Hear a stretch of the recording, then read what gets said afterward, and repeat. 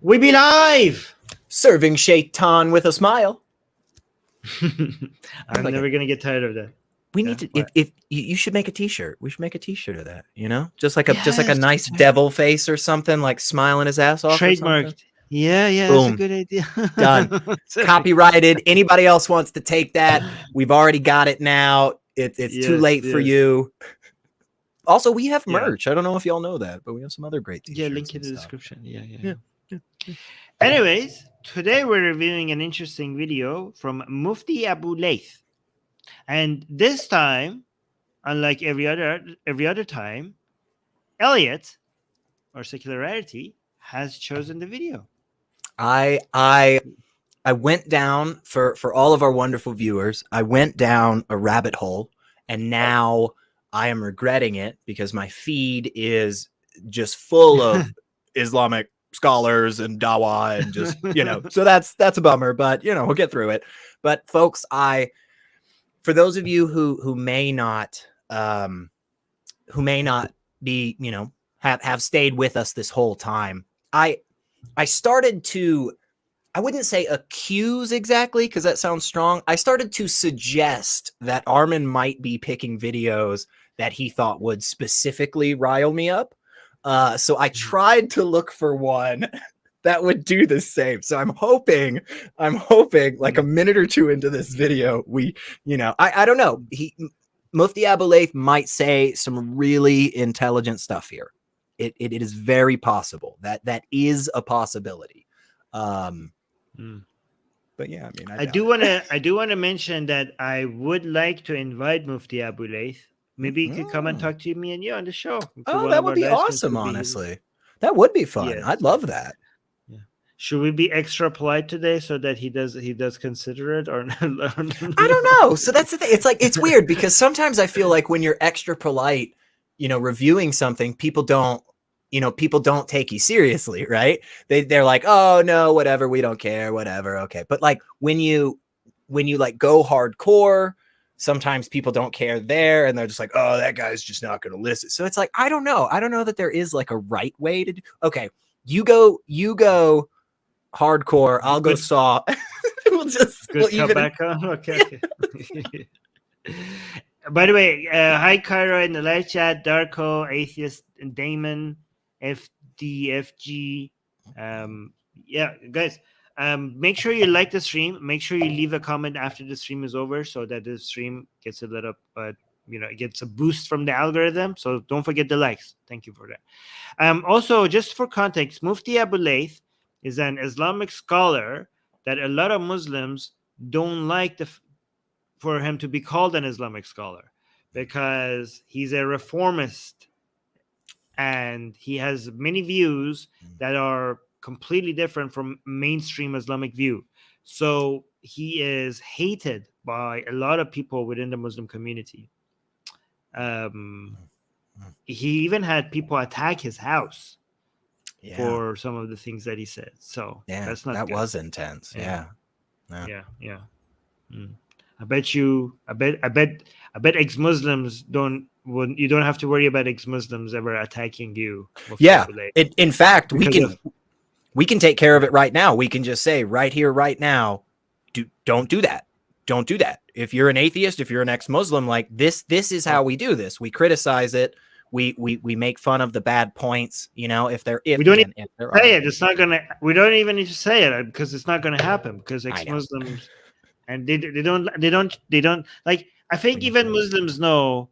Even Muslims who say controversial things, they know that the thing that they need to be afraid of is some people within the Muslim community. Yeah.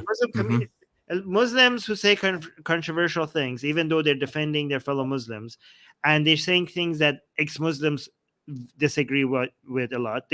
So they might say things that other Muslims disagree with, and they might say things that ex-Muslims disagree with. But if you ask them, what are you afraid of? What do you consider to be a threat?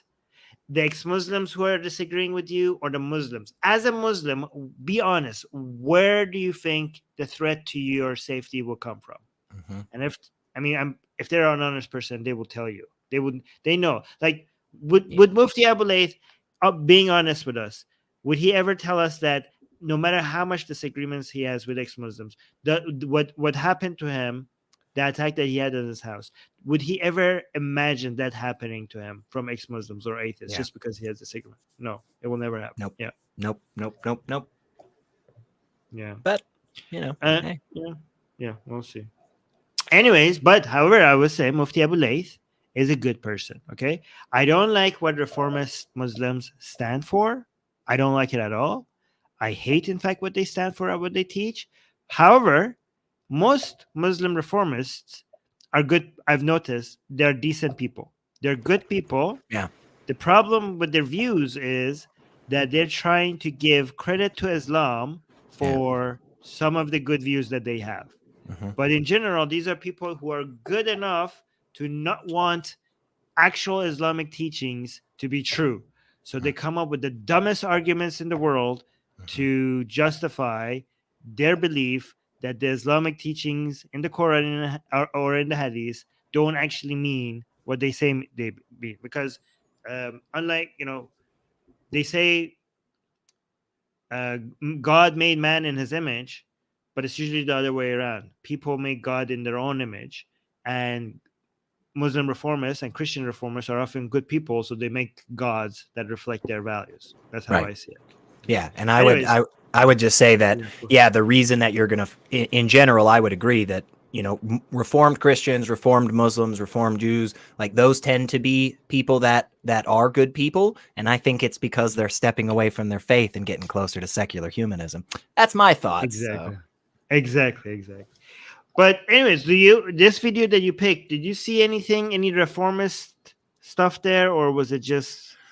I don't think there was anything. There may have been one or two specific things that was a little bit that it just kind of went over my head because I'm not as well studied, and you might pick up on them. But I didn't personally see anything that was, like really going down that route. It seemed a bit more, because this one is pretty explicit in the Quran about women not being able to have multiple husbands, but men being able to have multiple wives. And it doesn't seem like he's disagreeing with any of that. So. Oh yeah, it's so fundamental within Islamic teaching that he cannot disagree with that. So so he's answering, people's questions, and people are wondering in Islam, why is it that women can't have multiple husbands? So Mufti Abu Layth is going to respond, because in Islam, men are allowed to have multiple wives, but women are not allowed to have multiple husbands. Yeah. So why is that, right? Here's what I would say. The fact that he's attempting to answer that is already wrong Islamically. Because here's Mufti Abu Layth. Let me teach you how you answer this Islamically, okay? It doesn't take this is a 5-minute video. It doesn't take 5 minutes. And I think Secular Rarity, I think you know by now what I'm going to say. I do. Okay, you know what? I know I usually give you the Muslim perspective, but I think Secular Rarity has Can I guess? Up. Yes. What's the answer? It's in the Quran as the direct word of Allah. Allah said it. That's it. Am I close? Allah said it, or Muhammad teaching. Either one is good. Yeah. Cool. So it's cool. either the revelation of Allah or the Sunnah. It's either the Quran or Sunnah. Right. Yeah. Okay. So yes, either one is good. Yeah. Both are bad reasons, but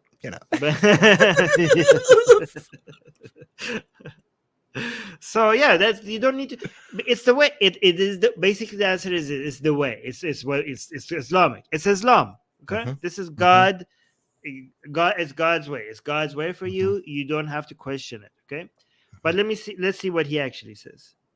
Why can't women do? Here's the question: why can't women do open marriages like men are allowed to? And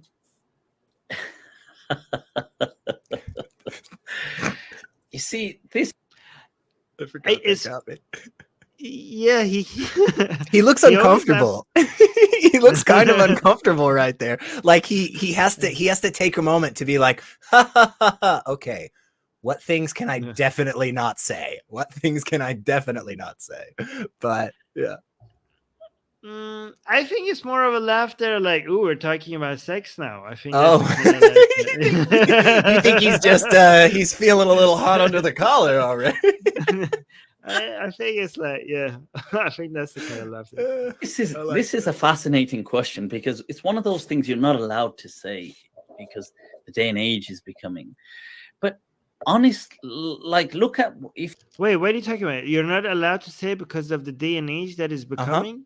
You can't. What does that mean? Because of the time, Armin. You know, because it's 2023. You can't answer this question apparently, for whatever reason. Wait, did this day and age you can answer these questions more than before? I think so. I was like, yeah, that's weird to me. I would have thought now more than ever it would be even easier to. Yeah. Okay. Yeah, I would agree. I would agree with you too, Mustafa. Yeah. Wait, I will highlight that again, because I think he's thinking.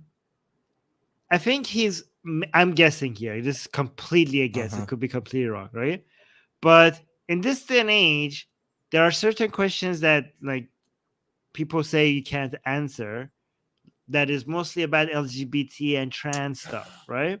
And race-related stuff. Yeah. And I think his mind just connected two things that are not related. Okay. I'm glad you said that, because I really do feel like as this video goes on, and again, it's only a 5.5 minute video, y'all. It's not very long, but as it goes on, I really started, I think we'll all see he's definitely using terms interchangeably that he should not be using interchangeably. And so maybe you're right. He just has the concept kind of like twisted from the beginning, and so he's not exactly positive. I don't know, but what? Yeah, no, I think he was thinking about things that he cannot say because of this new age, but then in his mind he realized that this is actually not one of them. This is in this new age. This is actually, you get to ask this question more than before. There's other questions that in this day and age maybe you can't ask and cover. He's just so used to kind of the standard answer there, like, oh, you can't talk about that. No. Yeah. Oh, so One-Eyed Heathen is here. And hello, folks. Tima is here, and Susie is here. Saying, I missed you guys. And Susie is reminding everybody to like the stream. Oh, and Tima is saying, I just did. Good. Yeah, good. Awesome. Good. All right, let's see what the reason is. Age is becoming. But honest, like, if you look at even the scientific data. See, there's your mistake. That's not Islamic. You're like, this is Mufti. Mufti Abu Layth. You're a Mufti. You're not doing a Mufti properly.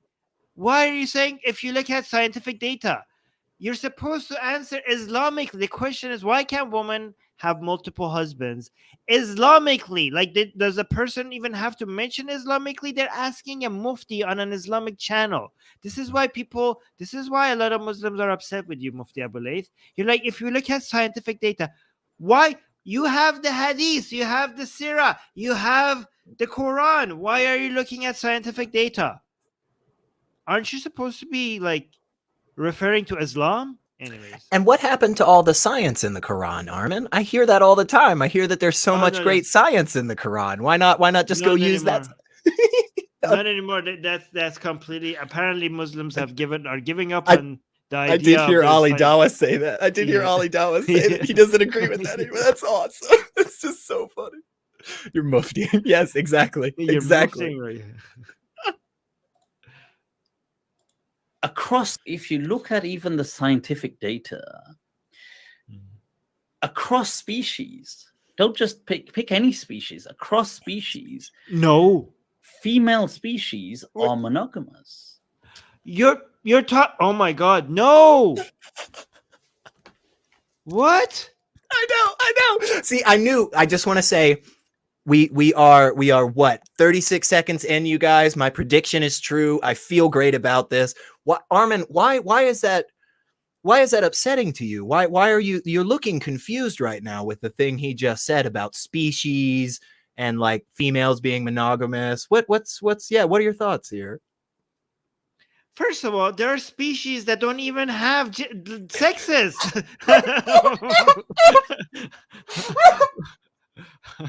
There is an entire species of lizard, you guys. They are all female, and the females go through mating rituals with other females, and they are able to impregnate themselves. That is how they reproduce. So how is that? Well, that's very monogamous. I mean, I don't think so. No, I don't know. I don't know. I don't think they're all women, so they're all just banging other lizards. I mean, but see, that's the thing. They don't even bang other lizards. They don't even have sexual relationship. But Absolutely. Here's the thing: when he says every species, even if he said every animal, that would still be wrong. Even if he just said every animal, but he said every species. We're talking plants here. We're talking fungi. We're talking virus. We're talking bacteria. Yeah. Are bacteria monogamous, Mufti Abu Layth? Are bacteria monogamous? How is a bacteria monogamous? Every species? Split? I know. It's crazy. I know. And it's silly because honestly, again, he says the science, he says, just look at the science, just look at the data, you know?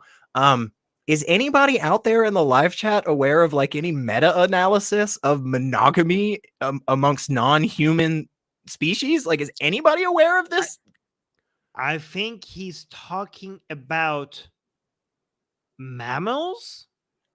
I think that's what he's talking about. It's still not true, though. It's still not true. Even if I know it's among many mammals. It is true temporarily, okay, but not all the time. Like, do you want to? So, during periods of time, mammals are not as adventurous as female mammals are not as adventurous as their male mammals. Many of them. There are exceptions, like, I don't know, hyenas, I think it's an exception. Right? Hyenas are a little bit different. Yeah, hyenas are a bit different. But again, even in mammals, there are exceptions. And even in mammals, that applies short term, not long term. You know, it's not going to be, you're not going to have yeah, I mean, even okay. So, for example, you could see monogamy in female lions for a period of time until a new alpha male shows up. Yeah, right. It doesn't take much. It's just like, boop. Yeah. There you go. Yeah. So I think within that context, within mammals, again, not all species, which some of them don't even have sex defined for them to have monogamy, but even among mammals. You can see something like monogamy, for example, in lions, right? You have one alpha male in a herd. They call it the herd. Is it a herd? Pride.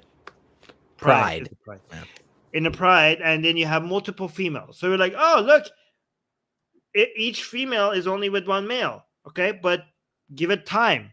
You know, as soon as the male lion gets old, and a new young lion comes and defeats him, then the female lions are going to be like, okay, this is the new guy that we're having sex with, I guess. It's actually exactly. It is actually the rare exception amongst non-human animals where a species will take a mate for life.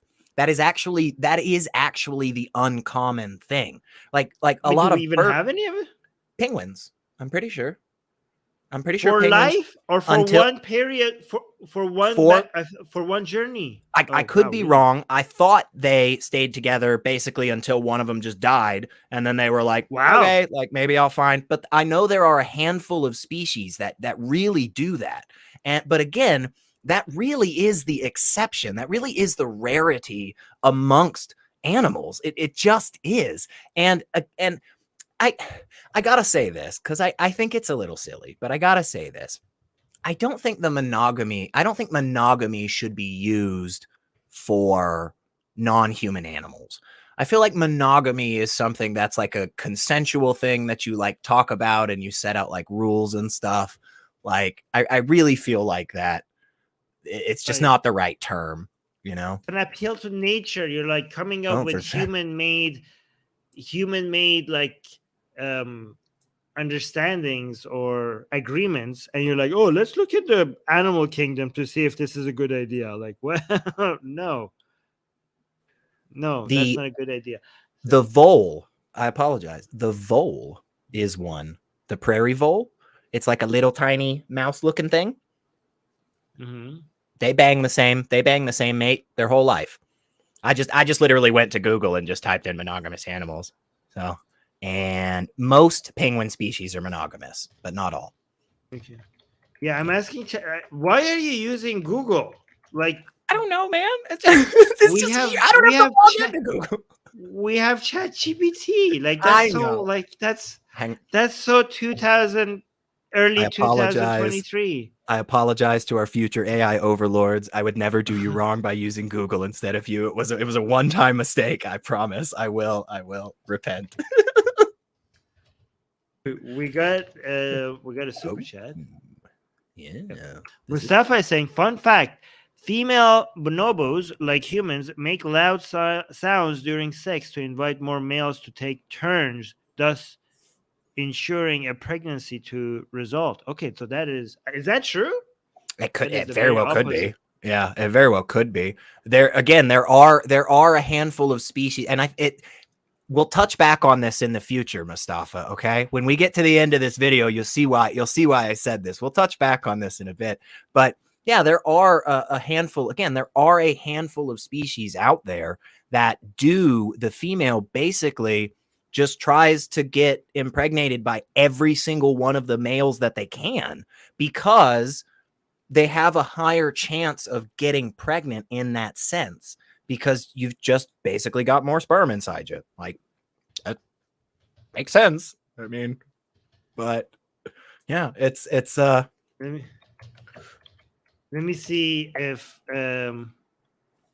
ChatGPT, I'm gonna ask it, do female bonobos have group sex?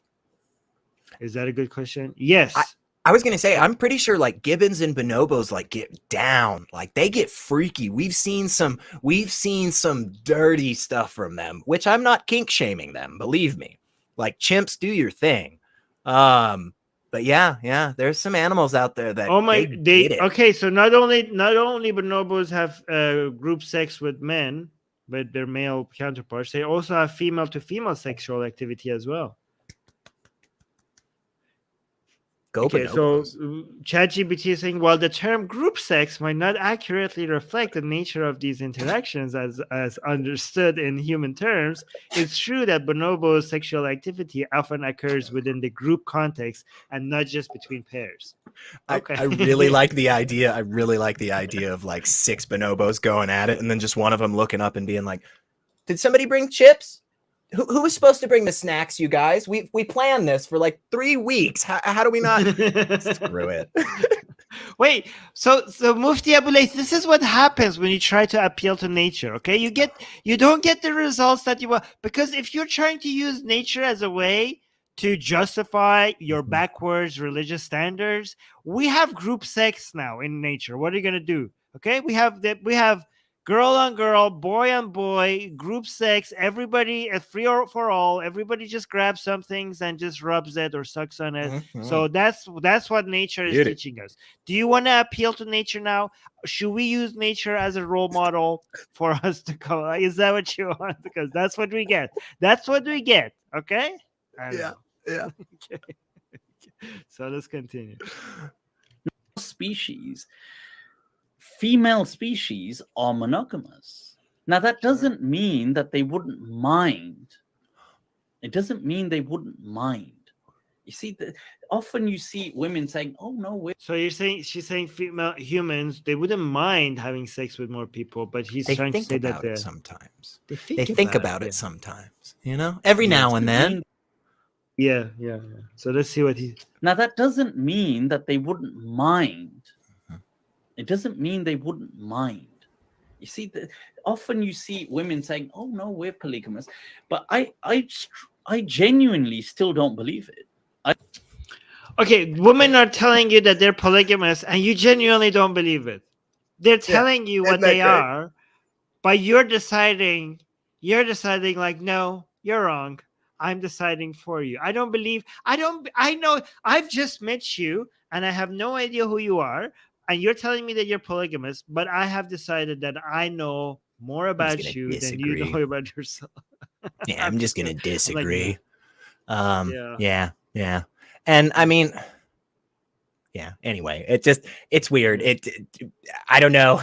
How often is that the topic of conversation? That somebody just walks up to you and just says that to you, right? Also, in general, for me, like, isn't polygamy supposed to really be more towards one man, bunch of women, and polyandry is supposed to be one woman, bunch of men? Yeah, is that how it works? I thought that was the breakdown, but I don't know if it's specific. That's what people always say. Like, check it, and they're like, no, that's not actually the case. Polygamy applies to both sides. That's what you're freezing for me. I don't know if everybody else. Oh, it doesn't look like. Oh, okay. Am I back? Yeah, you're back now. Okay, I'm watching the live stream. It looks like it might have froze for a sec. So yeah, say all that again. Yeah. Okay, so by the way, if I get cut off completely, can you bring up the video and share the screen and do that for it? Because I might. Yeah. Okay. So I was. What did I say? What was I saying? Polygamy being one man, bunch of women. Polyandry being one woman, bunch of men. But that isn't always the case. Yeah, every once in a while, somebody in the live chat says that, that polygamy is just one man, one. It's not the other way around. But then I check it, and they're wrong. Polygamy works both ways. Yeah, and I think the term polyandry does exist, but I think it's more of because I honestly have never really heard the term polyandry, especially in like a historical context, being used a bunch in like, let's say, Western Europe or the Americas. But I have heard it over in like South Asian, Southeast Asian. Like I've heard like India. I've heard that term being related more in that part of the world than other places. But I mean, I prefer the term. Here, the definition. The definition of polygamy, the practice or custom of having more than one wife or husband at the same time. There you go, man. There you go. Okay, and by the way, if it's wife or husband, then it doesn't apply to animals because last time I checked, they don't have marriage ceremonies. Yeah.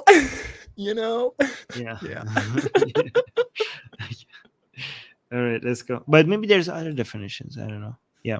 No, actually, you're right. Actually, in nature, it says zoology, a pattern of mating in which an animal has more than one mate. Okay, so there you go.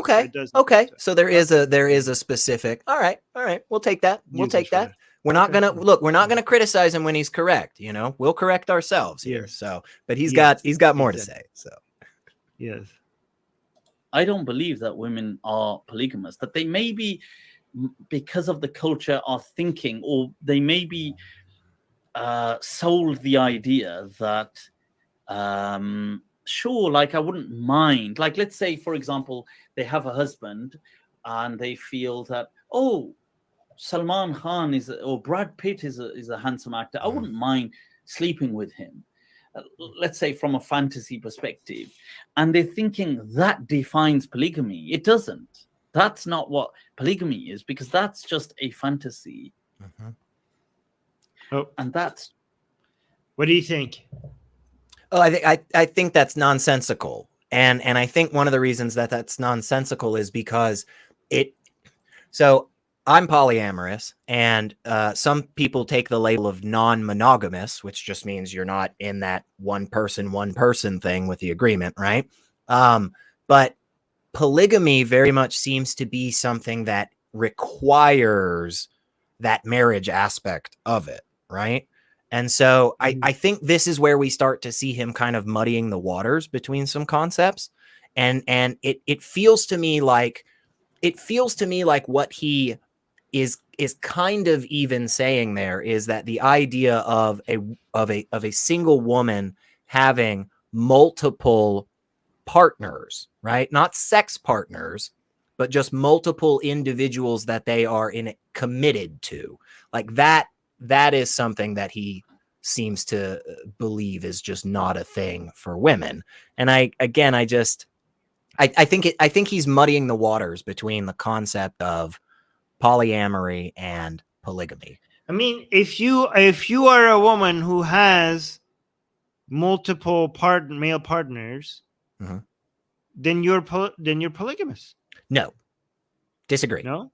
Because you Okay, have to what? go through the marriage stuff. That's the big deal about it. Mm. That's the big criteria for polygamy. Okay. If Polyamorous not, then or polyamorous. non-monogamous is just Okay, but okay.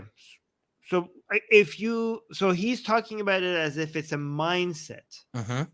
but the actual thing is that it's a thing that you do, and if you do it, then you are it. It's more of a that correct? contract, yeah, and so It's a that's why, contract. and that's what I think is on the side of polygamy, and so that's why Right. when he says stuff like that, it feels to me as if he's kind of muddy, as if he's kind of bringing those Right. two concepts in and not exactly. Okay. Yeah, So that's he's referring to polygamy, but he should be saying what would you call? Okay, so polygamy is once you legally enter into a marriage with more what I than would. okay, Yeah. What? So he's referring to something else. What would you call having the desire to be in a relationship with more than one person? What would that be called? Probably open, non-monogamous, or polyamorous. It's just depending on which particular label. Yeah, I take that label poly for myself, and some people do, some people don't. I've had some people come up to me and say, "Hey, I'm non-monogamous," and then I go, "Hey, great. What do you mean by that?" And then it turns out they mean exactly the same thing as I do. So, but yeah, okay, again, so non-monogamous. Can we call it non-monogamous? Yeah, I think that's a good term. So he's saying when women feel like they're non-monogamous, they're wrong. Right. It's they not just real. Have fantasies. Right. It's not real. And them actually acting on it wouldn't even really happen. Yeah. That's what I think. I think maybe okay. Yeah. But historically we have had even entire tribes that had this sort of deal going. And they were fine. Yeah, I know that. I mean, I don't know what he's basing these thoughts on, but yeah. I mean, if you want to bang more than one person, then you know that you want that. Like, I don't understand who are you to tell them, even if you don't do it, like maybe you still want it. I mean, and he's saying like, nah, you don't. And like, yes, somebody like, well, but I do. And like, you don't. Like, but I do. Yeah, it's like basically the same thing as just straight up saying like, hey, Armin, what's your favorite thing to eat in the morning? And then you go, oh, it's this. And I go, no, I don't think so. Yeah, I don't think you really enjoy that. You say you do, but I don't think you really do. It's like, okay. It sounds like when somebody says like, I know I'm gay, I'm like, nah, you grow out of it. It's just a phase. Right. It's just a phase. You know, you're not. Yeah. It's just I a don't phase. know. Like Yeah. you're just confused. It's You'll just some get weird over fantasies. You'll get That's over right. it. Yeah, that's right. That's what he said. Yeah. It's just the thought of an escapism. It's not a realized reality. If a woman was to think, I mean, here's another thing. He's a mufti. He's not a psychologist. Like he's not an expert in psychology. Where are you getting this from? I mean, if you were like looking up, psychological, papers or academic studies on this, and you're not an expert, and you're like, well, I'm referring to this. They were like, okay, you're not an expert, but you're referring to someone's expertise. But you are just, like speaking bullshit. Yeah. About something that you're not an expert in. I mean, you're a mufti, and you're being wrong about it. And and your evidence is like, I just don't think so. I mean, I just feel it. I mean, it just seems right. You're just appealing to your feelings. Live a fantasy. And that's just the thought of an escapism. It's not a realized reality. If a woman was to think, I would live in relationships with multiple men, like live in with them, females across species are not designed that way. And generally, they're not designed that way. They're not designed that way, Armin. You see, that's the problem. They're not designed like that, That's why they don't do it. It's just they can't help it. It's biology. It's so weird when they say like we're not designed that way. I mean, designed is already like something that we. Even if we take his word, design, But have we been designed to, I don't know, live stream on air No, across no, the we haven't. planet with a lot of other No. people? Have we been We weren't designed to designed for ride shirts. airplanes? Yeah. Have we been designed to live in apartments? No. Have we been like what the like? Mm-mm. If you want to, there's what is this argument like? We everything we do on a daily basis we have to stop if we want to go, but like, okay, let's look at what our bodies are meant to be doing and what like by nature. I understand. Yeah, it's a weird thought. The reason, Yes, the appeal to nature is like such a dumb argument, and It the is. fact that people we have I think internet culture has made this quite clear. Like, if you have spent any amount of time in debate spheres or argued with people online, somebody somewhere has yelled at you like, appeal to nature, appeal to nature. So I think everybody by now knows that this is not a thing that makes any sense because of how people just like throw it at each other. So how could you have survived on the internet this long, Abu Layth, and not know that this is like a fallacy? Like, everybody and their dogs and their children that spends any time on the internet now knows that this is a fallacy. There's no reason to think that something, just because it's natural, is in any way, shape, or form better or good or anything. It just doesn't follow. So yeah. Cross species are not designed that way. And generally speaking, the reason it's not a cross species is because it would just be a disaster. And that's why evolutionarily they've been wired that way. And people don't. So that's the problem is that's a weird part for me right there. That's a weird moment for me. Because you remember just a second ago how he said that the female of the species across species just isn't designed that way. But he seems to accept evolution. Like, he seems to accept the concept of species evolving and diversifying. So then how could you say that it's design? How could you claim these are not? Oh, it's easy. It's easy. You say like we were designed by evolution. That's what they believe. Okay, I just feel like uses these. Yeah, these people don't think there's no contradiction. God used evolution to design us. So, okay, I mean, if you say it that way, then I'll accept it. Yeah. If you say because you actually have an agent in that sense that is doing the design, because design inherently implies an agent. That's the point of the word. That's why the argument from design is a stupid argument. The watchmaker argument is dumb because apparently they're saying, oh, well, you can just tell a watch is designed versus the beach. And it's like, yeah, but what your actual argument is, the beach is designed, the watch is designed, your shoes are designed, everything's designed. So you have no criteria. But if you say evolution designed us, I think that's just totally silly because there's no agent there. It's a process. It's not a, like, unless you're using the, Islamically, every atom, every subatomic particle moves by the will of God. I get it. Right? Okay. So, in fact, if you are a Muslim who does believe in evolution, then evolution will show how amazing God is, because it wasn't as stupid as like, boop, like something existing. Look at the amazing, beautiful process where God has created life. In fact, evolution is proof of God himself, because look at the complexities and the beauty and look at the genius behind it. Right? I just feel like that's a cop-out. I just feel like that's a cop-out. Of course it is. Of course it is. Okay. Let's continue. We're allowed to say it now because people feel, that's like you're not telling. Look, male species are wired that way. Oh my God, you keep saying that. Programmed. It's in the settings. It's not. Now, that doesn't mean that men have to all be polygamous. It doesn't have.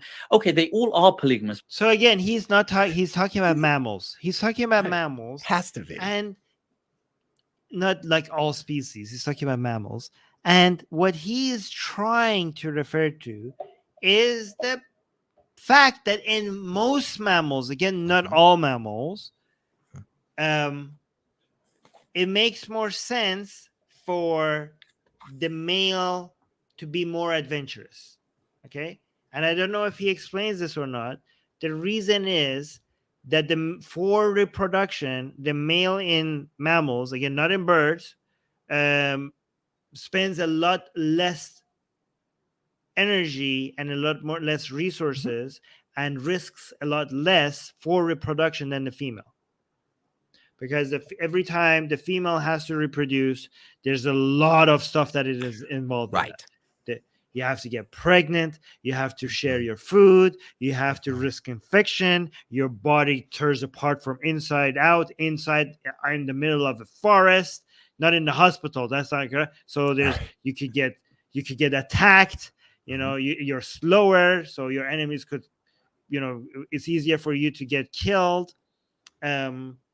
It's harder for you to find food, hunt. So when you're reproducing, it's difficult. So you better choose properly, and you better be picky, and you better not just sleep around all the time, because every time you reproduce, you're just like, it's a mess. It's a disaster. You have a 50-50 chance of making out alive out of this whole process. Yeah, right? yeah, that is true. Yeah. That is true. So, and it takes a long time, right?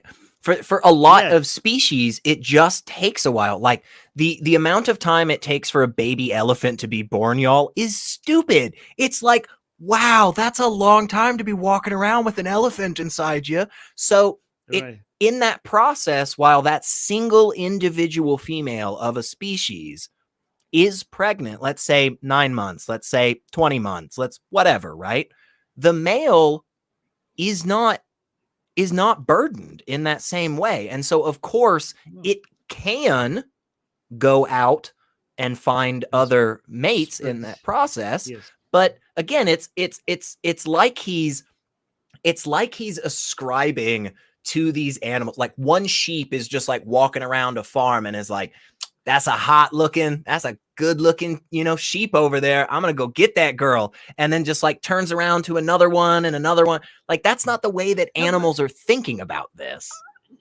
I know, but it is true. Okay. That the way that the wiring of the male mind in mammals work is that, you know, just spread it, you know, it makes sense for the more reproduction, for that to be like, just spread it as far as wide as you can. Totally agree. Yeah. Lower standards, you know, more diversity, just spread the seed far and wide, right? And for the female to be like,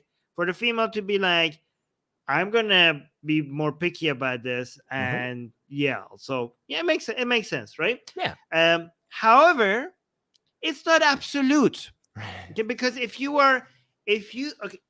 wanted to go by what makes sense more generally, then we shouldn't be having, I don't know, gay people.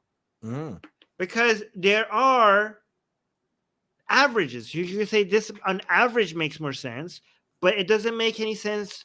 In nature, you don't see things happening incomplete, you know? So all you need to do is to make it something statistically more likely, not to make it completely the same rule across the board for every single individual within that species.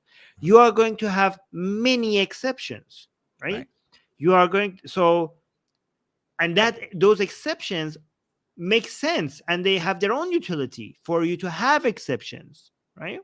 So, you know, you're going to see in chimpanzees that a female chimpanzee is acting a lot more like the boys, like the male chimpanzees. You're going to see that.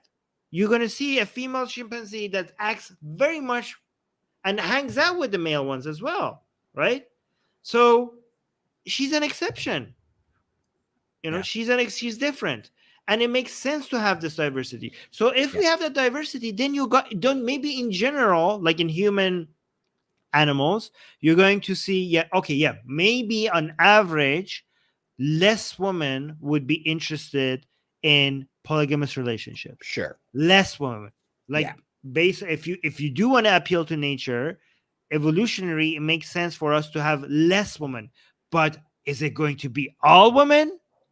This is the problem when you learning something a little bit from evolution and nature, and you're trying to come up with a rule instead of an understanding of trends and probabilities and what is more likely and what is less likely. You turn that into a rule, and nature doesn't work like that. Nature doesn't work in absolutes. That's a good point. I liked that point. That turning the statistics and what we are seeing in nature into this blanket across the board everybody has to follow. Yeah, I think that was a great point. Oh, I appreciate it. Thank you. Okay, that's all you get whether tonight. they admit it or not. But whether they will be living in polygamous relationships that probably isn't the case in many of the relationships. It's not like that. But they are wired that way. So, and so you would see that real quick. I feel like, because what he's saying there is, because he's contrasting the female and saying the female of the species, not polygamous, not really. Even if they say they are, not the case. Men, though, are just outright. Okay. And what I want to suggest is that is the bigotry of low expectations. The reason that we do see this, for instance, let's say like with, let's just pick a random person from history, like Muhammad, we see Muhammad doing this, is because he's just wired to be a jackass. Now, he wouldn't say the last part, but basically, he's just wired to be somebody that must have multiple wives. And in fact, all men are like that, which explains why women need to be kept safe, Armin, because all these men are just trying to take them all, see? Like, right. Yeah. I thought that was just, individual variance is the basis of evolution. Absolutely. That, and then throughout the population. Yeah. Yeah. What do you think of that? Yeah. I think so. I think, if it's a way to get out of, probably it's just a cheat code to explain these things. Yeah. And get away. Yeah. It's also social engineering based on nature. You know what I mean? Yeah. So if you're looking at what makes sense evolution from an evolutionary perspective and try to come up with rules for society based on the laws of evolution, that is social engineering, and that is dangerous. If you try to apply Darwinism and evolution to how we ought to be living our lives in a society, it doesn't even belong there. It led to, again, I don't know if I want to say this because a lot of people think I'm doing the Godwin law, okay? But it just happens to be true, guys. I'm not trying to suggest Mufti Abu Layth is even remotely close at all to what I'm trying to say. You're talking about the argument and the logical conclusion. Yeah, and I'm not doing a slippery slope to say that what he's saying would lead to that. It probably wouldn't. It most likely wouldn't, okay? Many people have made the appeal to nature fallacy, and they haven't gone there. But I'm just for you guys to understand what social engineering is. It's what the Nazis did. It's what they looked at Darwinism and they're like, okay, survival of the fittest. Why not? Why shouldn't we just help with that? Why shouldn't we just apply the rules of nature on society? Okay. And it makes absolutely no sense, guys. Just because something is a fact, evolutionary, like it's something that you see that is happening in nature, that doesn't necessarily mean that we have to apply those rules in our society. It's almost as if you're saying, you know what? Gravity is a fact, right? So I'm just gonna push everybody I see on the ground because we're wired to it. We're wired for it, Armin. Yeah, we can't help it. Gravity. I have accepted that gravity is a thing, down. And gravity tells me that things must go down, things must fall. So it's a rule of nature. So I'm going to apply it in our day-to-day life. Everything must fall. I'm going to just push everything on the ground. you better not be close to me when we're on a ledge or something, because I'm just going to push you off the ledge, because the laws of gravity. Do you not believe in gravity? I believe in gravity. So, yeah. So you got a problem with nature, Armin? It's just facts. It's just... I don't know. It's just like so. Yeah, it's so weird to me always when people are like, hey, you believe in evolution, so why don't you believe that we should just like eliminate weak and poor people? I know. Like, don't you, Armin, don't you believe atheists, you believe in evolution? Yeah, like, okay, so let's just like, you guys just want the strongest people to be the only one that survive. Like, no, we want the opposite. We actually, what you try to do in a healthy society is the opposite of what happens in evolution. A society that has progress, an advanced society, is a society that takes the best care of its weak and its poor. Just because we believe in evolution, that doesn't mean that we're going to have to apply that. I don't understand how people get that. Mm-hmm. And one, I mean, a couple of thoughts, but one, I know Margaret Mead. Yeah, you are a cat. I know Margaret Mead, an anthropologist many years ago. One of the things that she pointed out about Homo sapiens that made us particularly different than other animal species, because again, we are just animals, folks, just part of nature ourselves, was that we would find skeletons that had lived to an old age that clearly had broken bones and they were fixed. That is a crucial detail. So because that was a very important aspect of us as a species making it, because a big lion would come at us. Well, hey, against one person, against one antelope, you're screwed, right? But if you got a herd of antelope, well, maybe you have a better chance of getting away, right? But if you have a bunch of people standing there, we flip around and we fight that. We fight the lion. And that is crucial. That is a crucial aspect of humanity. So yeah, like this idea that it's just evolution just means we all just want to like just die as quick as possible. Like it's just silly. It's just dumb. And it doesn't follow. Like, Engaging American is saying what you just said. By the way, thank you so much to Engaging American, and also Mustafa, who gave us a super chat. Engaging American is saying evolution evolved empathy as a useful trait. That's basically what you were saying, right? Mm-hmm. Yes, that's exactly just much better, more succinct. So thank you, Gage. No. And also Engaging American gave us a $5 super chat as well, saying it's not the strongest, smartest, or the fastest that survives, but the one most adaptable to change. Yeah, I mean, when you say survival of the fittest, fit means like doesn't necessarily mean strongest. It means most adaptable. But again, but even that is true, the most adaptable. But again, we don't follow that. That's evolution.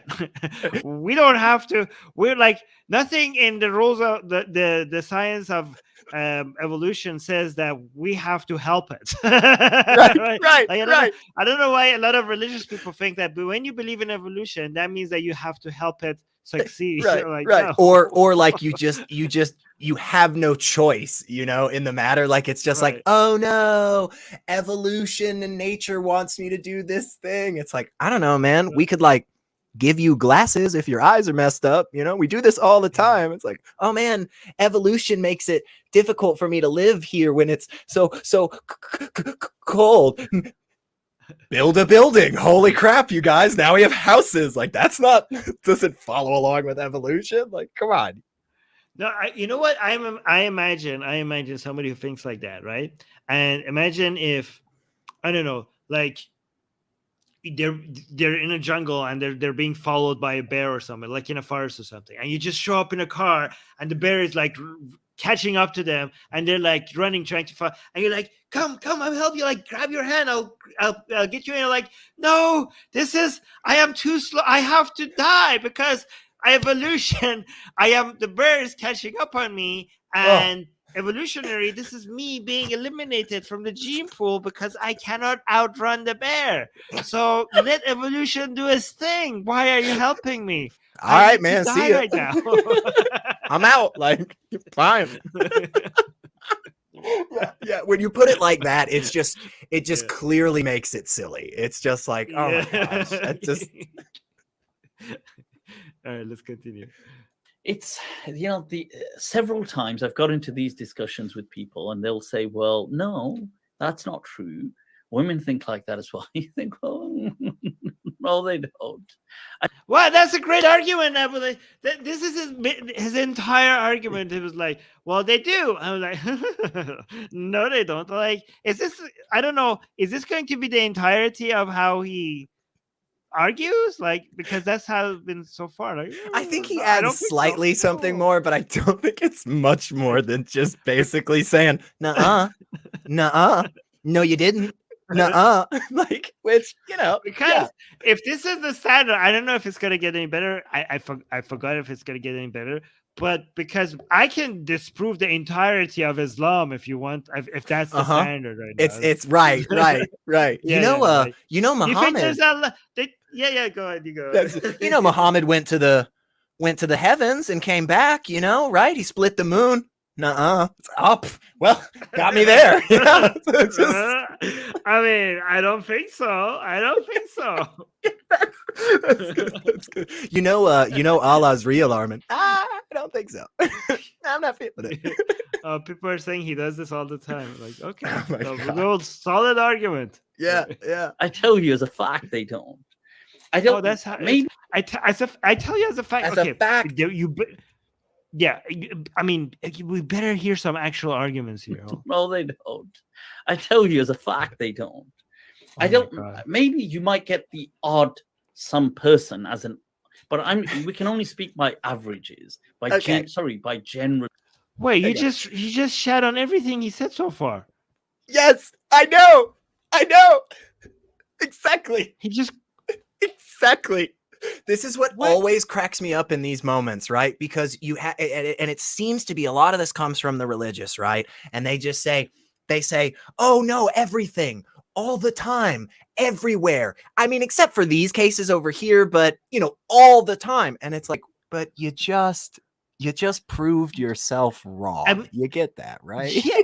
If you're speaking averages, then if somebody comes and tells you that I am this, you cannot be like, nah, because averages. Well, guess what? Averages means that that there are some people that are not the average. Mhm.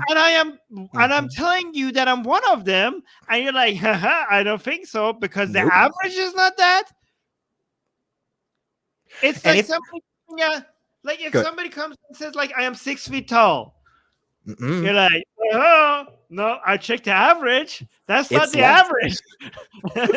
The average is, like, for a man, is not 6 feet. So you cannot be 6 feet tall, given that that's not the average. And if this video would have started out with our lovely Mufti here saying a phrase, something along the lines of like, on average, or in general, what we see amongst humans is that it's more likely to be the case, but definitely not always, but on average, more likely the case that women are not polygamous when men are. It's like, yeah, that's fine, but you also realize that average could be like 52%, which is like, okay, I mean, I guess barely, but like not that much, it's not that big of a freaking difference. But even if it's like 99%, okay? Even if it's 99.9%, you know how many women that would leave? That's a lot of women. You know how much 0.1% is? That's a lot of women. Of 8 billion? Yeah, right. But no, they're just exceptions, Armin. You don't get it. They're just everybody acts like that, except for those few million people that are spread out around the world. But everybody does it. So given that you know that this is about averages, Mufti Abu Layth, why would somebody who comes and tells you that, yeah, I am one of those exceptions, you would be like, I don't think so. Do you not know how averages work? Oh my God. Okay. Really speaking, across the population. Next time somebody comes and tells you that they have a rare disease, and you should tell them, like, I don't think so. Like, why? Yeah. Because it's so rare. Right? On average, nobody has that. How could you have a rare disease? Do you know how rare that is? Oh my gosh. Okay. Yeah, it's just it's so silly because really with that one statement, it was just like, wow, man, this you Yeah. everything else you've said up till now is dumb. Yeah. And it's contradicted by what you just said. Yeah. So By averages, by generally speaking across the population. So, for example, let's say you take it to ad absurdum. ooh, Ad absurdum. And this is where often because it's by peripheralizing something, you can see the boundaries very clearly. So let's say, now this may sound absurd, but you take it to a fantasy level.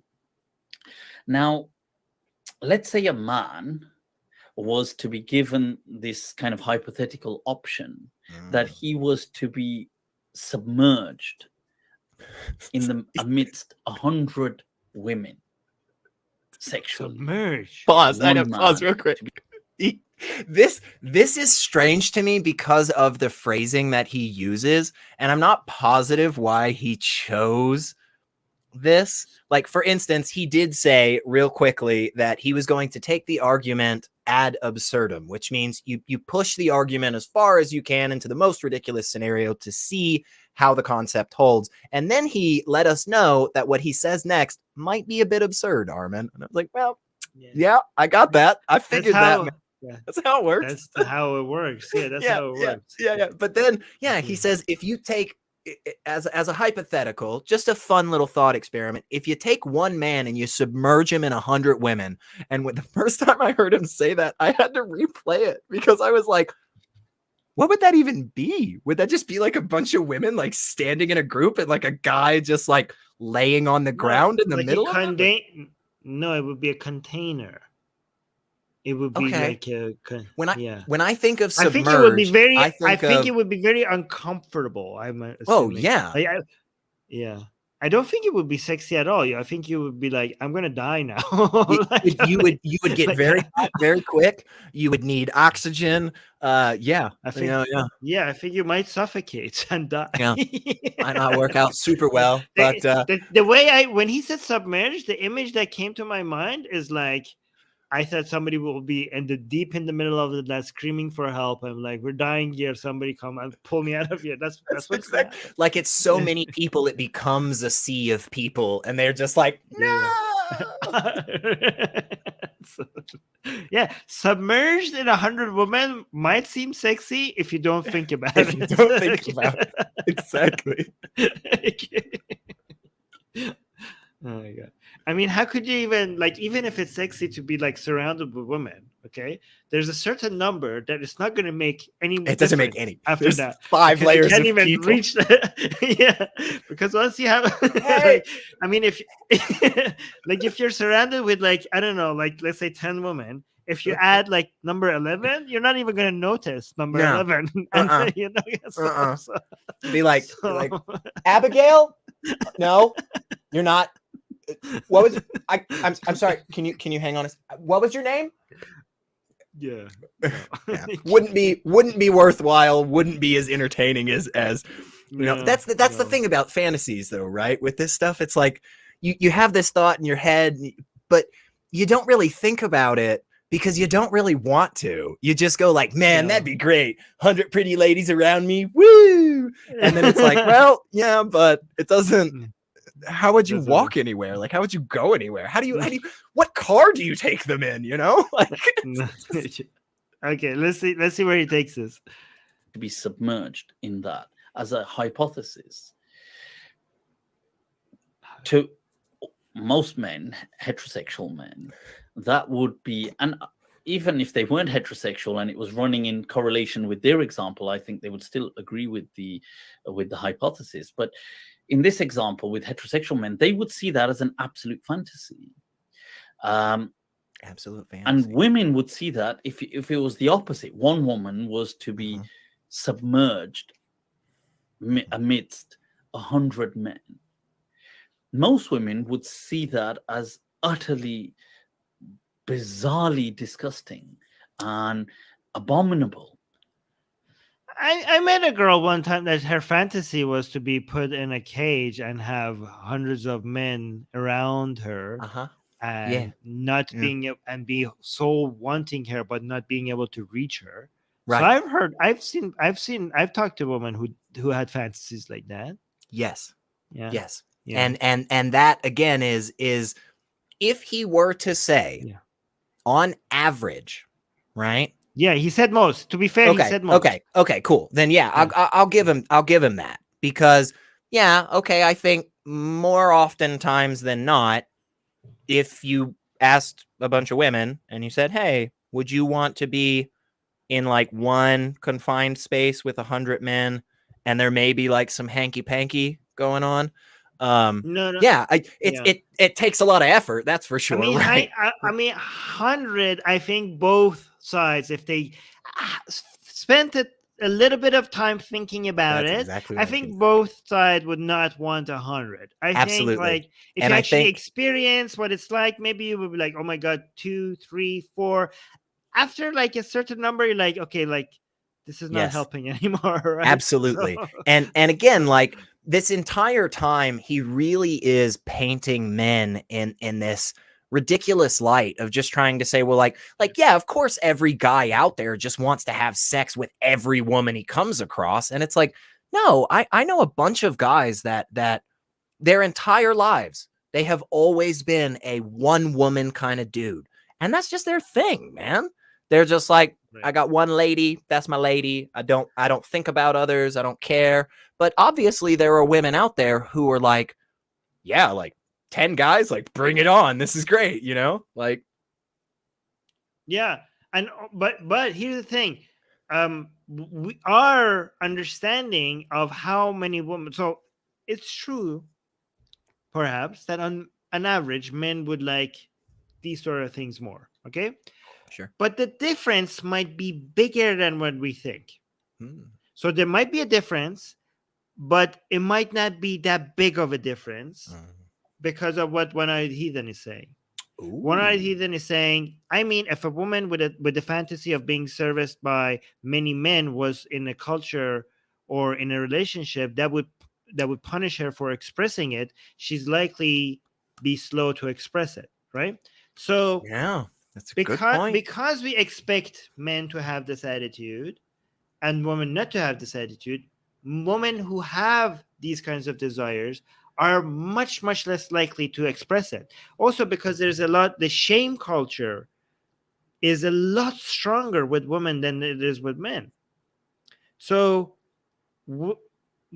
female fantasies, women's fantasies are a lot less expressed, and it's a lot less known to us because of how society reacts to women expressing their fantasies. Exactly. So again, I'm not acknowledging that there might be a gap, but I think people, I suspect that people will be surprised in how small that gap is to what we actually, I totally agree with that, because I think that absolutely makes a huge difference on the data set that we have. It's like when a country says, hey, we're going to do better with SA and RAPE, right? We're going to have stricter, tougher laws. We're going to actually, go after people. A lot of people will look at that and they'll say, well, then you just saw the numbers go through the roof. It's like, well, you saw them go through the roof because we weren't caring about it up until now. Nobody ever did anything. And so, yeah, once you start down that path of saying, like, again, for instance, hey, you know what? If women want multiple partners, they can have multiple partners. There's no repercussions. You may find that it just balances a bit more. Actually, that's an important point, because this entire question is being answered wrong from the beginning, okay? Right. Because the question is, why can't women? And you yourself answered their desires, their average desires, okay? Why would you stop an entire group of people to do something because most of them don't want it? I mean, based on this, what if like most people don't like mushrooms? Are we going to ban mushrooms because most people don't want it? What if most people don't like, I don't know, most people would be scared of bungee jumping. That's not something they want to do. Most people. Should we ban it because the few people? What about the ones who want to do it? So look, the question is like, why can't women have multiple husbands? It's not, the question is not like why most women don't want multiple husbands. The question is, why can't they? Even if it's a small percentage of them, why are you stopping them from doing it? Why wouldn't you allow it? So Islamically, it doesn't make any sense. Like, Right. I mean, if you're trying to justify why Islam allows men to have multiple wives, and it doesn't allow women to have multiple husbands, your answer is irrelevant on what most women want. In fact, even the woman, even the women who don't want multiple husbands, I think will appreciate the fact that they have the right to. If you have given the right to men to have multiple wives, I would bet that with the women who don't want multiple husbands would fight for the right because you have given them the right.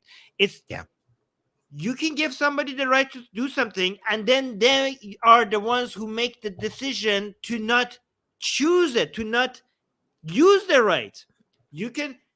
I give you the right to vote, then you can vote or not vote. I give you the right to have multiple wives, and then you could have multiple wives and not have multiple wives. If you're doing that, you should do it the other way around too. The women, if women don't want to have multiple husbands, well, then they're not going to exercise their right. Give them the right, and then based on their desires and based on their choices, they will not have multiple. Then what are you afraid of? If this is not something that they want, then what are you afraid of? Give them the same right that you have been given. And in fact, if you are even appealing to nature, then just let nature do its thing.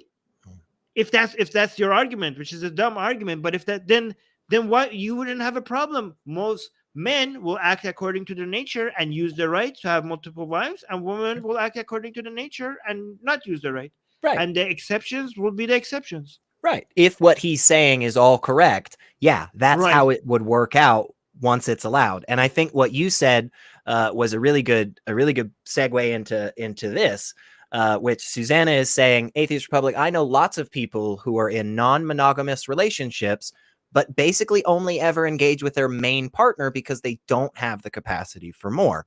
And I think that very much falls in line with what you were saying, is that truly there's the issue of just simply saying, like, if this is now something that is across the board, men and women can do this, it probably, seemingly, not sure, but most likely would average out where more men would be engaged in this act than women. But that wouldn't be a problem. That would just be following the rules, exactly what you're saying. But a lot of times what Susanna is saying is exactly the case. Like, it is difficult for people to engage with other people in general, and just having a large group of friends that you know and talk to can be a lot. Like, you're not even having sex with any of them. Just talking with a bunch of people on a regular basis can weigh on a person. And so while somebody may ultimately be non-monogamous, it doesn't mean that they actually necessarily engage in the practice all the time, right? And it definitely has nothing to do with them getting married to multiple people. So yeah, it's right. That's a good point. Yeah. But if we wanted to apply the same standards that they are, we should make male nurses illegal if we were applying their standards, right? Because we were like, okay, again, I'm not saying these things is like that mindset, right?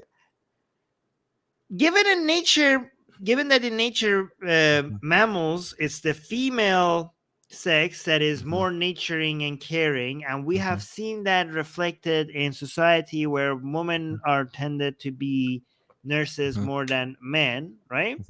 And this is what women want, and most men don't have that in their nature to be, caring and tender and stuff. Then men should not be able to be nurses. We should make that illegal. I mean, would that make any sense? Anybody let's make it illegal. Let's make a law that men cannot be nurses. Yeah, totally silly. And if you look at, again, just we talked about lions earlier. The female the females in the pride are the ones that actually do almost all of the hunting.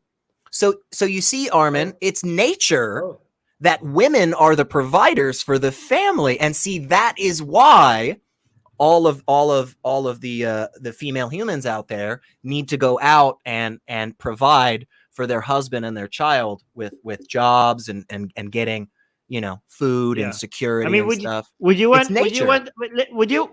that? Let's look at lions and try to apply it to you. But would you want that life? Like, you don't. Let's say this was, you know, you don't do anything. You just sit on the couch. Like, if we were lions, right? If we were gonna copy lions' way of life, this would be our life. We would just sit on the couch and we would have, you know, a couple of wives. They will go work. They will bring food. We will have sex with them, and they work and they bring food, and we're just chilling there.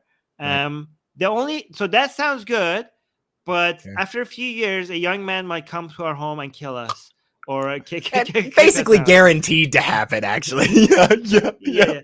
So would you want that? Like, okay, so basically a couple of years, you have multiple wives, you're having sex with them, you don't have any job. All the 4 wives are doing all the work, and your life is fantastic. The only downside is that once you get old, a younger male will show up and kick you out, and now you're homeless. Is that a good, like, would you choose that? if Mufti Abu Layth would come on and talk with us, we promise we won't be jerks, you know, but we will ask some questions like this, because I feel like it comes up. That's all I'm saying. I feel like it's important. Yeah. Okay, right. Some are saying you would have beautiful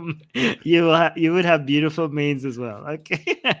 Wait, actually, I can see that in Secular Rarity. It's close, honestly. It's close, honestly. Yeah, it's not far off. When I sleep and I wake up in the morning, my hair's all, you know, kind of messed up. So it's close. It's close. Okay. They would see that as they would see it as an utter violation. See, because you peripheralize the matter, and then you can see clear borders, and you work backwards in understanding the kind of the concept. So it's not about trying to tell people what they can or cannot. It's just defining this is a reality. It's absolutely about that. Your religion tells you that they can't do that. It's absolutely about telling. The question was, why can't women? And also, your religion tells them that they can't have multiple husbands. So you're coming up with an argument for why that's justified. That's what you're answering, Mufti. That's the entire point of the question. Right. Why can't they? That's exactly what you're supposed to be talking about. And I don't want to spoil it just yet. Because we don't have much longer in the video. But I think a really interesting point will come up here in a bit. But just remember what Mustafa was telling us about bonobos, and how a single female bonobo will purposefully call multiple other men. It's almost like his nature argument about how women not wanting to be submerged in a big group of men still also does not apply, because we have examples of it in bonobos. The bonobos exactly engage in this practice that, again, completely refutes what you've said this whole time about nature being the way that this is just how we operate because of nature. So right. I actually have a point to make also as well. Oh, good. I wonder if it's the same one. I wonder if we're both thinking the same thing here. Okay. No. Okay. It is it's a reality in nature, and the truth is, it is a reality. We are only a continuity of other species. We're not. You know, humans are still in Hayawan. We are. Real quick, right there. Do you think what he's saying there is that humans evolved from, like, apes? Do you think that's what he's accepting there? No, of course he believes in evolution. Okay, but I didn't know if he believed. So because there's a good handful of different Christians out there, right? Don't accept evolution at all. But then there are some that do accept evolution, just say God did it. But then there are some that say evolution is real for everything but people. Oh, no. Okay. Okay. No, Okay. yeah. Well, that's, yeah. I mean, that's good. I like that. I Yeah. like that, he has that approach. But that's again, I don't like that. That's our standard. no, I Like, agree. I agree. That's how but, low like, the bar has gotten. But I accept. Oh wow, yeah, I've accepted evolution. Like, again, just like you accepted gravity. Hooray. yes, like, something. Yeah. Oh my god. I can't. Jeez. We're not, humans are still in Haiwan. We are still Haiwan on. Hayvan means animal, so you're saying humans are animals. We're not, humans are still in Haiwan. We are still Haiwan on Natir. We are still just creatures. Does it means Natir? I think means like thinking. Like I'm not sure actually. And to assume that we somehow radically defy all the laws of nature. Again, he doesn't understand that laws of nature is not like math. It's Right. not like you put X and Y and you get Z, and it doesn't understand. It works in spectrums. It doesn't Yeah. work in absolutes. Yeah. Right. And if you're talking And about just real quick, if you're talking about like what we see when it comes to living creatures, right? Versus say, if what he means by laws of nature is how living creatures engage in the world, then 100%, right? If he's talking about like mass collecting and then forming a big ball in space, like if that's what he means by laws of nature, then but I doubt it. I don't think But that's what he means. I don't think he he means means like that- physics.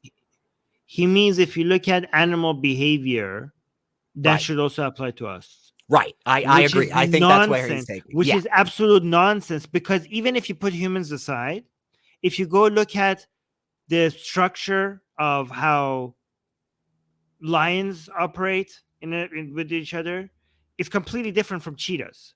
Mhm. And it's completely different from hyenas. Like, so different. It's upside down. Okay? If you compare lions to hyenas, it's completely 180 different. Yeah. Right?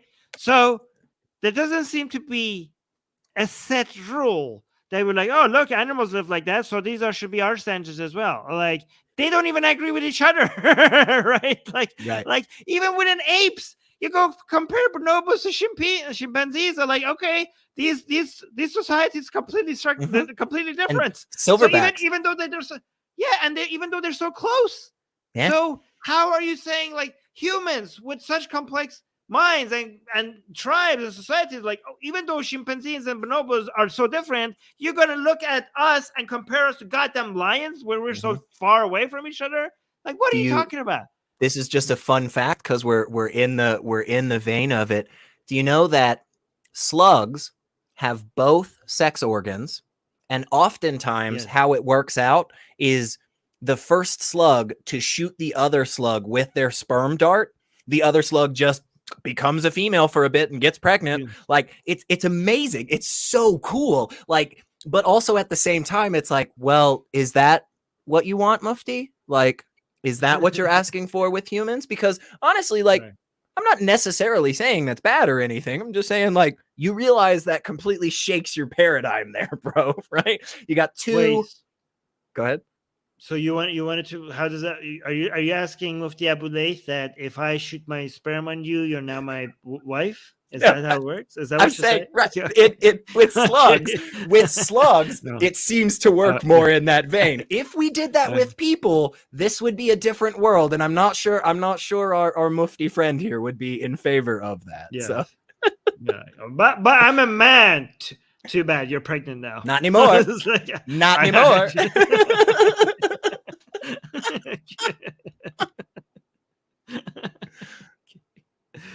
Defy all the laws of nature. And instinctual laws of nature. It's a hubris of its own kind. It's hubris.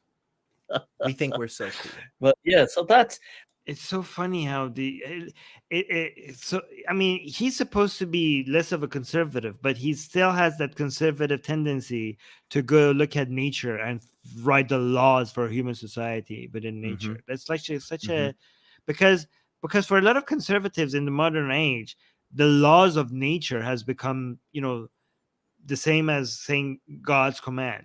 And this used to be a liberal thing because it was liberal values that originally through the Age of Enlightenment were justified because by saying that these are rights given to us, gifted to us by God. You know, our rights and our freedom, these are part of nature, right? But now the liberal world has evolved from that, and we realize that these are the laws that just happen to work, the rules and values, and but now conservatives have picked up on that because their God is becoming weaker and weaker. So they're appealing to science to try to sell us that the laws of biology and nature are just basically God's way of ruling over us, and Armin, appealing to nature is basically appealing to God. Yeah, I mean, you know, God made science, right? Like, right, of course. On the seventh day he rested, and the eighth day he made science. That's how it happens. Right. But let's finish this video, and I have another point. I got one point, and also, I got a comment too. I wanna, but we got 6 seconds left. We'll finish this, and I just wanted to hear your thoughts. Okay. That's interesting, I would say. Oh, that's it. Oh, great, cool. Yeah, okay, that's good. And we both had things halfway through the video that we were like, oh, we got to point this out, but we want to wait till the end. Yeah. So I do wonder if we're thinking kind of similar here. But I saw this from Benjamin. No sensible person, religious or not, is going to share their mate with other men or women. It's a perversion. What do you think about that, Armin? What are your thoughts on that? I mean, define sensible. Apparently,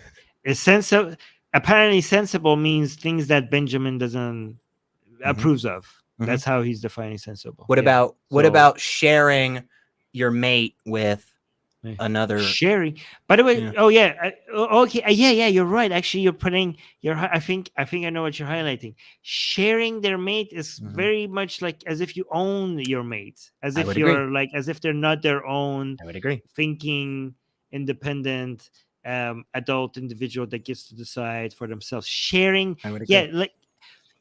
Here I will say no sensible person, religious or not, is going to talk about their mate as if they are their slaves, as if it's their property that they get to share or not share with other people. I think that would be a better rephrasing of what Ben is saying. Yes, I agree, and I would end it just by getting rid of the last 3 words there. That it's a perversion, because the problem with the word perversion, especially when used in this so like one could say, for instance, let's put this in an Islamic context. You have a certain surah, okay, and you know how it's been written for very, very all the Uthmanic texts. You know how it's written, right? And then you go in there and just like take some of the words and put them at the bottom, and you just like switch them all around. You could call that a perversion in an academic sense, where you're saying like, hey, this was the original text and you like changed it, so now it's different. But when it comes to human interaction, the concept of perversion has always been something that has been dictated and forced on people. And you are perverted when you don't do the thing that we're telling you you're supposed to do. That's what it is. Whether or not you feel it's right, whether or not it hurts anybody, all of that aside, doesn't matter. You're not doing the thing that we said, therefore it's a perversion. So I just wanted your thoughts. If we define perversion as something that is immoral or disgusting, right? Totally. Then I would think that then what Ben's way of life is a perversion. The idea that this is mine to share or not to share, then I would say that would be a perversion. And also, Ben, you don't have mates. You have slaves. You have the way that you talk about your mate. You don't actually have a mate. You have what you call a mate is actually your property. The way you treating it is like a property. That person is not. That's not a person. That's not your soulmate. That's not your girlfriend. That's not your wife. That's an object. It's like a pizza that you're splitting with your buddies. Like, oh, you want some of this? Have a little bit. I feel sorry for the person that you call a mate, because that's how you see them. It's disgusting. You're disgusting. It's disgusting. Sorry. Well, I'm glad we got your thoughts. Okay. Yeah. What? We got a super chat. Let's get that first, and then Oh yeah, this we'll is both super say chat. our. We got 2 super chat. Oh, Gagin coming up. Thank you, Gagin American. big. Yes. Oh, okay. I may be wrong, but please, Gagin, in the live chat, tell me if I'm right here. I believe with anglerfish, the way it works, the big ones with the light and stuff, those are the females, and the males are these tiny, tiny little fish that basically bite onto the female and impregnate her and then die. I believe that's right. I believe that's how that works. That is actually the female, and then the male is the little tiny thing that sticks onto her and then like just dies. It's fascinating. It is absolutely fascinating. Oh my god! And it literally part of her body. Yes, literally. Isn't that incredible? Yeah. Again, Mufti absorbs. My friend, what would you think about this? That you just kind of find a nice pretty lady, and then you kind of give her a nice big hug, and then just, I don't know, fuse into her body or something. Like, how do you feel about that? That's not that is a huge lady. That is what. Oh yes, this is another Gagin America saying consent violation is a perversion. Yeah, that's a good way to frame it. Absolutely. Get to absolutely. The point, all right, what did you say? Oh yeah. This is nature's version of that fetish of men that like, oh wait, giantesses, like just very, very big ladies. Very, wow. very large ladies. Yeah, absolutely. And we don't kink shame. Look, hey, if you like tall people, short people, fat people, skinny people, everything, whatever you like, as long as you're not hurting people. We don't kink shame. However, we shouldn't also shame people who are disgusted by certain kinks. You are free to be disgusted by that. Absolutely. Yeah. Oh, 100%. Yes. And I think that's something that oftentimes you get, especially again from like the religious that are like they're like, oh, well, you know, you think everybody just has to like think that you just want everybody to be gay. And it's like, no, dude, if you're a guy and you don't want to have sex with dudes, like, don't. Like nobody if you just are like, I think it's gross, I don't want to do it, it's like, okay. But if you go the extra step to then say like, oh, well, you don't get to be a citizen and you don't get to vote and we're going to kick you out of our business and we're going to like kill you or imprison you. Like you see the difference between those things, right? We're really not arguing for that everybody's gotta be gay thing. We're arguing for the other stuff that we because that's the stuff that actually matters. Yeah, so don't kink shame, but also don't, I don't know how, disgust shame. Don't disgust shame people. You're allowed to be disgusted by anything you like, as long as you don't abuse or shame or dehumanize or demonize the people who have that kink. Okay, so yeah. Okay, so, what was your point? You I think you had a couple. No, I think I said all of them. I have one left. One left about the what is it called? Argumentum absurd. But you know how absurdum? You think things absurd. Argumentum ad absurdum. Okay, that. Okay, so some people try to use that as a way to come up. I mean, it's an interesting exercise to come up with the limitations of certain arguments, but it's not a good way to come up with rules. Like general rules. I mean, this is what deontology tries to do, and it fails all the time. Mm-hmm. So he's trying to take things to the absurd to just see, like, look, this is bad because if we took it to the extreme, it would be horrible. I'm like, okay, don't take it to the extreme, right? Because based on that argument, I mean, being gay would be immoral, right? Based on that argument, if everyone, based on that argument, I don't know, almost everything, many things that we choose. Everything at the end of the day, right? And that's the same kind of issue with the slippery slope fallacy, which always cracks me up because you hear people on like major news networks and they're like, well, it's a slippery slope. Like, bro, you just named the fallacy that you're using. But yeah, it's this idea of saying that it's just going to continue and continue and continue and continue, and there's no stopping it. And it's like, well, you don't actually know that. You're making a claim there that if we, again, just using kind of where you were going, I think, is if we allow homosexuality at all, well, then everybody becomes homosexual and then everybody dies because we don't make babies. And it's like, well, yeah, like, but that's to such a degree that saying it's guaranteed to go to that doesn't make sense. Right. It's like saying like lying is bad, because what would the world be like if everybody lied, right? If we were lying all the time. I'm like, okay, what if I would be killed if I said the truth? Like, what if I'm, I don't know, in Iran and they ask me, are you an atheist? I'm like, no, I'm not. I'm like, is that bad now? Because that seems like it might be a good idea. Shouldn't right? lie. So, shouldn't lie. but you say like, no, you should be honest there, because imagine if everybody was lying all the time. Like, well, let's not do that. How about that? How about how about I'm not suggesting for that, right? Like, right, so, right.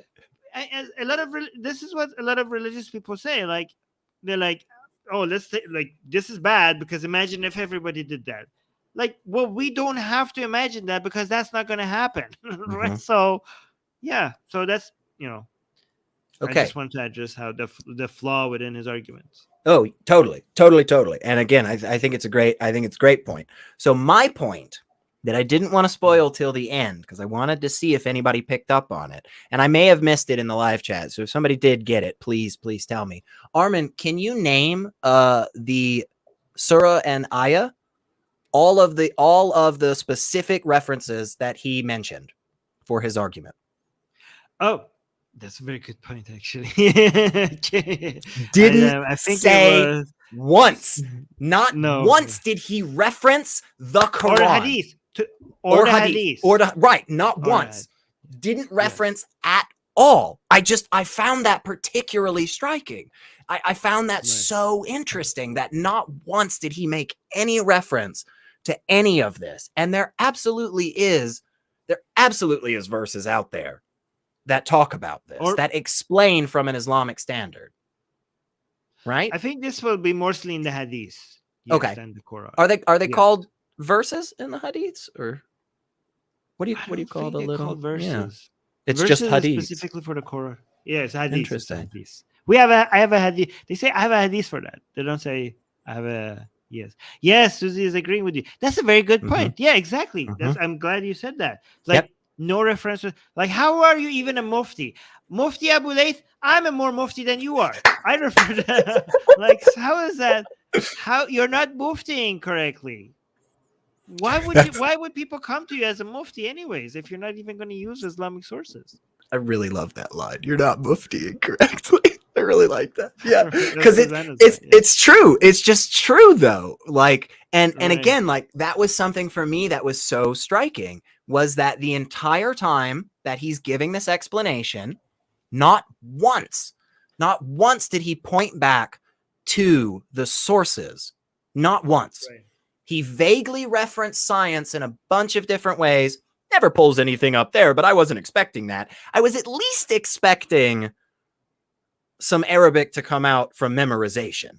I was at least expecting some of that. And we didn't get it except to tell us that we are animals right at the end. That was the only time that he said anything that was actually related back. And that's not Islamic. That's anti-Islamic. So because Islam even better. Yes. Even better.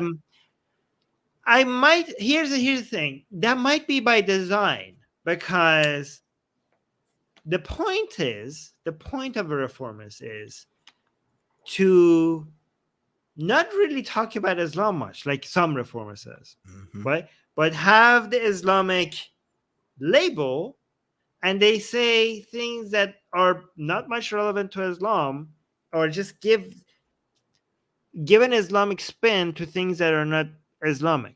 Right. Because the idea is to give an excuse to Muslims to live secular lives or make points based on non-religious arguments while still being able to carry the label Muslim. So if you are a Muslim and you are, because most Muslims don't need this, by the way, because most Muslims don't think much about these things, just like most Christians don't think about it. They just Absolutely. go live their lives, Right. and they just live their Right. lives according to the society that they live in or the people they're surrounding, and they don't constantly think about whether they're living Islamic lives or not, right? However, the ones that do, they're either conservative and they're trying to like, okay, I need to live Islamic lives and look, what is Islam teaching me? And they go and look at scholars and whatever, imams or whatever. But there are these other Muslims who want to live Islamic lives, but they also want to live modern lives. They want to be able to tell themselves, like, I am living according to Islam, and live lives that are very close to an atheist, but still get that stamp of approval of like, this is Islam. And that's where people like Mufti Abu Layth come in. And they're like, they have to speak less, talk about, it's a Mufti, so it gets some Islamic stamp on. But hey, look at the talk. It's like seems like a secular, like seems like a modern person talking. It's talking about science, talking about evolution. It's talking about recent studies. Look at, he's a Mufti, but he's wearing a tie. He's like wearing a suit. His hairstyle doesn't look like a goddamn Mufti. So right. Yeah, he does so actually like, have a video on how he does his hair, by the way. So really, I thought we might review that one, but nah, I thought this one was better. But this seems like, you know what? As this is a modern version of Islam. It's a more slick, it's a more cool, it's a more up to date, it's more hip kind of Islam. That's what it looks like. Why? Just in case, Armin, there's anybody out there that may not have heard you say this in the past. What's the problem with that? Why isn't that a good thing? Why isn't that a good thing? Yeah. That because these people, okay, who want to live better lives, more modern lives, more progressive lives, more liberal lives, if you didn't have this reformist, they would probably be joining ex-Muslims and less religious world faster. So what this does is gives you an excuse to keep Islam or Christianity with us longer, because it's a lot of people think that these reformists come in and they make conservative Muslims into liberal Muslims. But that's not how it works. It's the other way around. These are people, religious people, who actually understand that this is a better way of living. They have been convinced of that. And the reformist Muslims, the reformist scholars, they come after. They don't come before. They're not the people who are actually convincing these people to live more liberal lives. They already want to live more liberal lives. They just don't want to give up on Islam. So they are here to fill in that gap. But the process of moving to a different lifestyle has already happened. If you remove these reformer scholars out of the way, all that happens is the process of the religion dying becomes faster. It's not the process of liberalization doesn't become faster with these reformer scholars. That doesn't have it's what they're doing is they're slowing down the process of the death of religion. Yep. Yeah. And I would just add on, which is to say that poor epistemology, a faulty method for coming to correct conclusions about the world, is more likely to lead you to incorrect results, which is more likely to lead you to harm. So by someone shaving off the obviously crap parts of a bad epistemology, still keeps that bad method of thinking around, and it perpetuates it and equals more harm. I think that's exactly. It's kind of like a tree with poisonous flowers, and you're just cutting the flowers and it just grows right back instead of like going at the roots. Exactly. Yep. Beautiful. See, I thought we'd have a good time with this one. Hang on. We got this came in real quick from Gasian American. $2. I can reproduce with trans men. Boom. So Gasian American will be keeping the species around. That was back when we were saying the argument of it going to absurdum and like allowing homosexuals, everybody becomes homosexual. Gasian's like, I can reproduce with trans men. Boom. And it's like, yeah, that's actually a good point. So Gasian, you will be tasked with keeping the species alive. So we appreciate your service, and Yeah, thank you for that. Yeah, thank you for the super chat and for keeping humanity alive. And Equally important, Susanna by is the way. saying- yeah, Susanna is saying Elliot making the most important point. Ah. Thank you. And Thank Susanna you. saying that Susanna is also saying that was fun and also Yay. love you both, guys. If that was educational or fun or not, just like the video. Even if Yeah. you didn't enjoy it, just like the I video. think you Yeah, can yeah, still just like it. dislike it. I mean, screw it. Yeah. Like dislike or tell us in Yeah, the yeah. comments we're idiots. Like, I don't care. Make fun of me. Yeah. Tell me I'm wrong. Yeah. Yeah, correct us. Come Yeah. on. Do leave a comment. Seriously, after the stream is over, please do leave a comment. All right, guys. Oh, love you, brothers. Thank you, guys. Thank you. Appreciate that. All right, guys. See you again next week here again, same time with Elliot. Elliot is this guy, by the way. Secular Rarity. Yeah. So, yeah. So, yeah, if you enjoy us going through Islamic videos, we do this same time every week. So make sure you subscribe and hit the bell notification. Till then, bye.